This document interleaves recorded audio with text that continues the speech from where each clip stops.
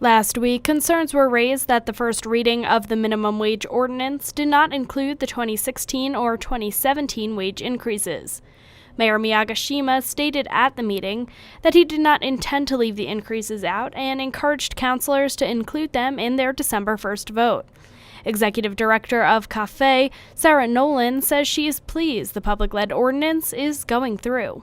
Wage lives to see another day in Las Cruces. It looks as if, and the conversation looked like they were going to move on with the September ordinance, repeal the June ordinance, as they had stated in their work session. I think we're going to see some amendments from some councilors. However, the mayor's indicated that they want to let the implementation go through.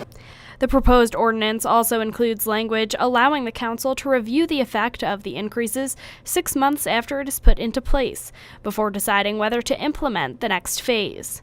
Councilor Levantino says this will help them to make a good decision. We're moving ahead, and I think the mayor is being reasonable and thoughtful in wanting to make sure that we don't go further with the minimum wage until we know how the first implementation is working.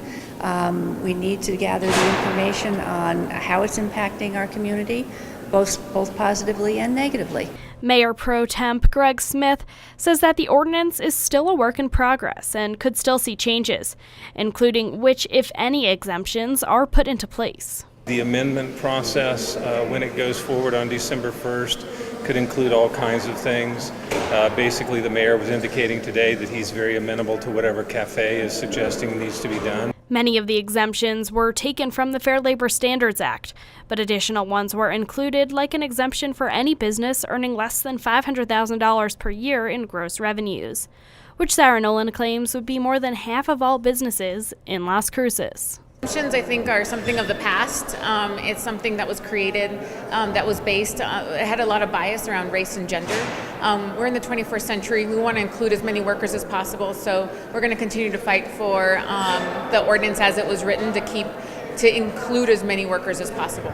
Councilor Nathan Small says he is not opposed to some exemptions. I am open to instituting exemptions that make sense for our community if there's agreement from a wide variety of stakeholders for those. Councilor Levantino says she would want to see a uniform list of exemptions or none at all. I don't support the cherry picking. We're either going to do the federal exemptions or we're not going to do the federal exemptions. But I don't think it's fair to cherry pick.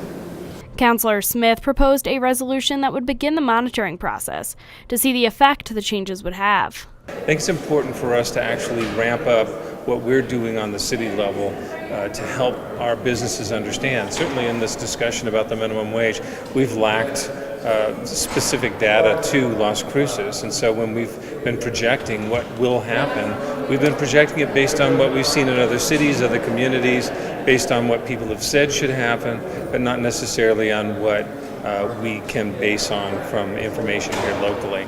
Mayor Miyagishima said it was too soon to start creating a system to study the effect of the changes.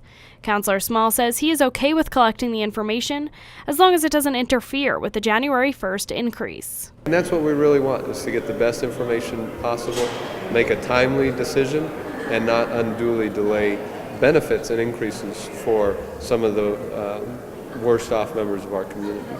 Minimum wage exemptions will be discussed at the council's work session on November 24th, and the ordinance will be voted on December 1st.